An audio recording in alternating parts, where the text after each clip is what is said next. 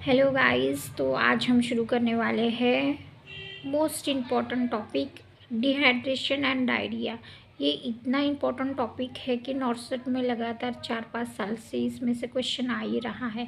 इसमें ये पूछा जाता है कि इसके टाइप क्या है, एक्यूट, परसिस्टेंट, क्रॉनिक, या इसमें क्लासिफिकेशन क्या होता है, सम डिहाइड्रेशन, नो डिहाइड्रेशन या क्रॉनिक डिहाइड्रेशन, या इसमें मैनेजमेंट पूछा जाता है।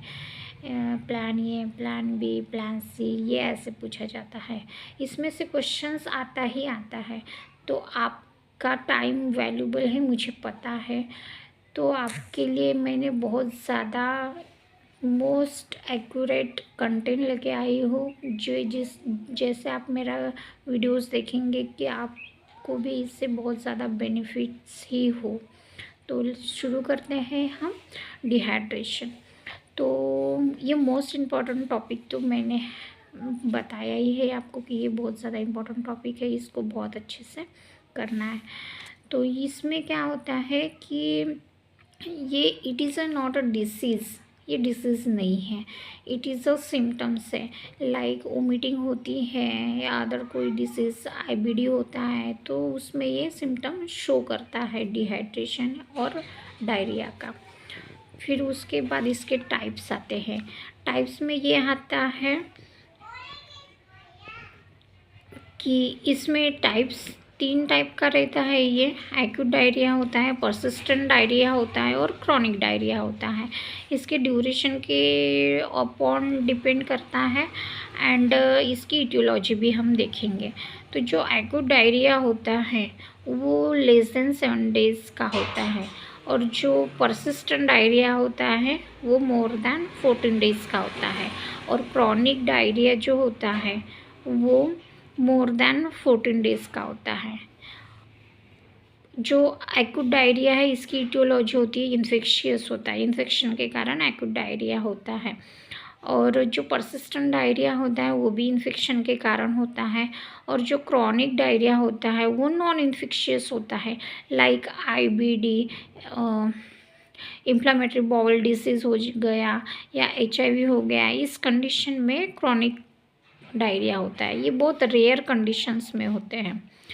तो हमें परसिस्टेंट डायरिया भी मोर देन 7 डेज़ का होता है और क्रॉनिक डायरिया भी मोर देन 7 डेज़ का होता है। तो हमें इसमें से फाइंड आउट कैसे करना है कि ये परसिस्टेंट डायरिया है या क्रॉनिक डायरिया है। तो क्रॉनिक डायरिया में हम स्पेसिफिकली देखेंगे कि पेशेंट को कोई इन्फेक्शन नहीं है, उसको इन्फ्लामेटरी बाउल डिसीज़ हो चुका है या एचआईवी है, एचआईवी के कारण उनको क्रॉनिक डायरिया होता है। उसके बाद हम देखेंगे एक्यूट डायरिया। एक्यूट डायरिया में क्या होता है, लूज स्टूल होता है, change in consistency of stool होती है। डायरिया का स्पेसिफिकेशन ये होता है कि जो कंसिस्टेंसी है स्टूल की उसमें चेंजेस होते हैं, और frequency of stool more than 3 days, more than 3 days अगर फ्रीक्वेंसी रहें, जैसे नॉर्मल कंडीशन में भी होता है कि ओवर ईटिंग कर लिए तो भी फ्रीक्वेंसी बढ़ जाती है, लेकिन मोस्ट स्पेसिफिक जो फीचर्स रहता है वो consistency.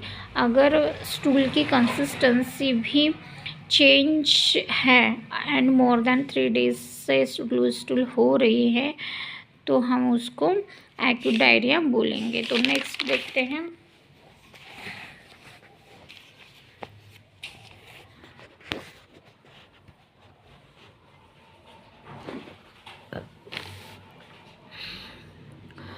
Commonest infection that cause diarrhoea, मतलब कॉमन इन्फेक्शन।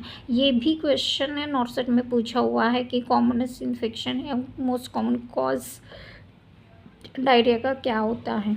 तो उसमें वायरल मोस्ट कॉमन होता है, बैक्टीरिया से मोस्ट कॉमन होता है, वायरल कंडीशन होती है। फिर उसके बाद हम देखेंगे ओवरऑल मोस्ट कॉमन कॉज क्या होता है। ये भी नॉर्सेट में और अदर स्टेट एग्ज़ाम में पूछा हुआ क्वेश्चंस है। ये क्वेश्चंस आता ही है, प्लीज़ इनको अच्छे से पढ़ लीजिए। ओवरऑल मोस्ट कॉमन कॉज होता है रोटा वायरस होता है, and overall most common bacteria होता है वो होता है ई कोलाई।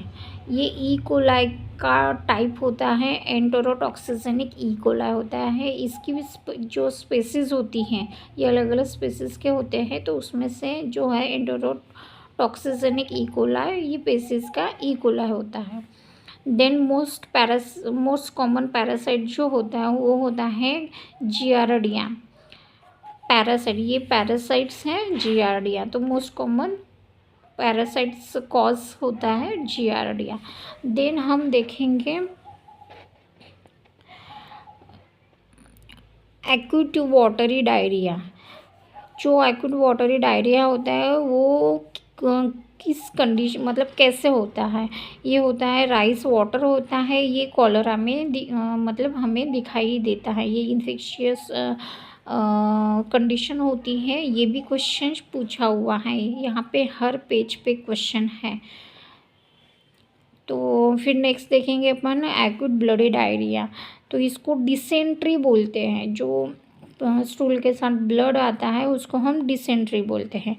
तो इसमें presence of loose stool with blood, अगर स्टूल के साथ ब्लड आया है तो उसको डिसेंट्री बोलते हैं।